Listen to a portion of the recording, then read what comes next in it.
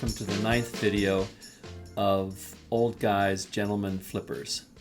And today I'll be reviewing the Boker Urban Trapper knife with the Cocobolo sides.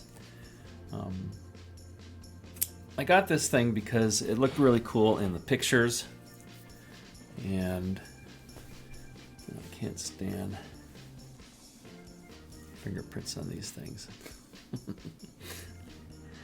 And the slim nature of it really caught my eye, and it was not that expensive, which is one of the positive attributes of this thing. I got it for about $70, which compared to I guess the average price of knife that I got, it's a pretty decent price. It's got VG10 steel, which is a pretty good steel, and got to show off the mirror edge that I put on there with the KME sharpening system.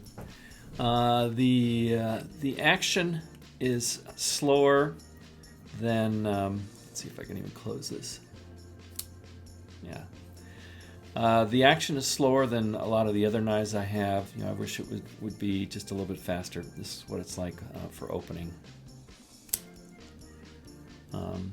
And I think, you know, it might even be the same speed, but there's not that nice loud click and the little jerk that you get.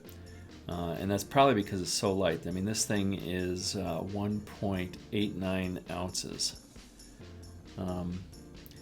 And I really like the lightness, but it almost feels a little flimsy. But for a gentleman's EDC kind of knife, if you're mainly going to be cutting envelopes or pieces of fruit or food, or opening a box, I think it's pretty good for that. If you're going to be breaking down boxes or carving wood, I would say this is not the knife to have. To me, just looking at it, the blade looks huge, but it's about 3.5 inches. The overhaul length is about 7.75 inches. It's got a hollow grind, nice satin finish on there. It's a plain, I guess you'd call it sort of a drop point kind of shape to it. Handle length is 4.25 inches. The thickness is only about 4.25 inches. The handle thickness is 0.39 inches, makes it one of the thinner knives that I've got. And it's got Cocobolo for the handle, and I really like that. That's one of the reasons why I got it. When they finish it, they left a bunch of fine lines in there, and that helps with the grip. You know, I think if it because there's no jimping except for a little bit on the flipper. It's a liner lock with titanium.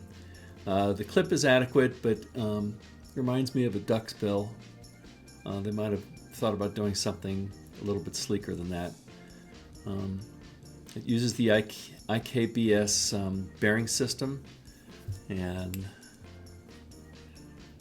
whoop, yeah, it just won't come down like. Can you pull this out on your own? No, you got to use the flipper, or do it in combination.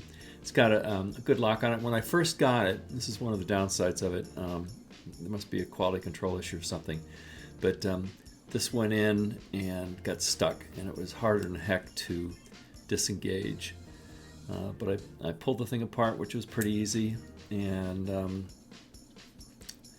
used some of my sharpening stones to just polish off the edge of the blade where it hits and the end of the lock bar. Careful not to remove too much material. I just wanted to get a polish, and that fixed that. I think I mentioned that it's pretty cheap, fairly simple construction. It is. I think this looks a little scary, and I think it's because of the stiletto-like look to it.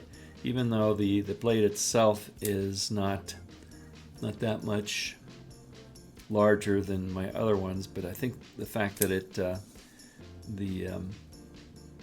this dimension, the width of the blade, along with that length, makes it look kind of like a scary knife. I don't care. I'm going to use it. And it looks pretty good. So that, I think that's it, except I guess what I can do is show some comparisons. This is one of my favorite knives, the ZT 450.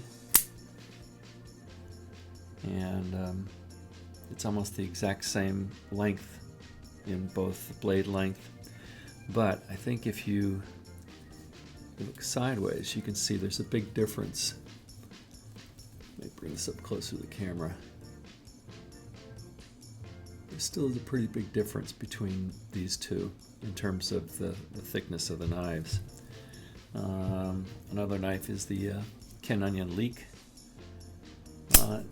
It has about the same thickness as the Leek. Handle's about the same, the blade is less. And I haven't brought this one out. I have to do a review on this. But this is the Léopinel number 8. And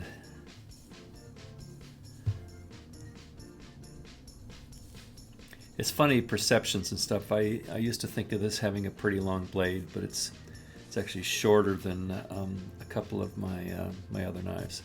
So anyhow, that completes this review. Hope it had some value for you. And that's it.